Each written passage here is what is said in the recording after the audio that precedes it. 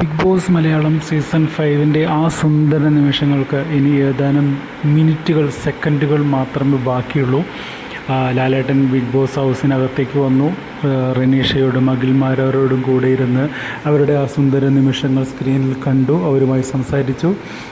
Big ബോസിലെ അവസാനത്തെ അവരോടുള്ള വാക്കുകൾ, മുഴങ്ങുന്ന ശബ്ദം അവർ കേട്ടു. ഏറ്റവും അവസാനമായി അത് അവർ ആസ്വദിച്ചു.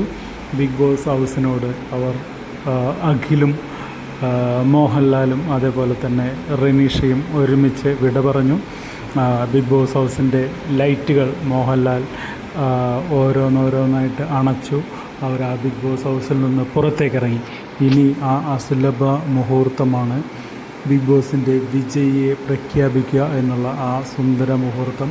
ആ സുന്ദര മുഹൂർത്തം നമുക്ക് അടുത്ത ഒരു വീഡിയോയിൽ നിങ്ങളുമായിട്ട് പങ്കുവയ്ക്കുന്നതായിരിക്കും കേട്ടോ. ആ സുന്ദരമായ മനോഹരമായ ആ ദൃശ്യങ്ങൾ അടുത്ത വീഡിയോയിൽ നമുക്ക് കാണാം.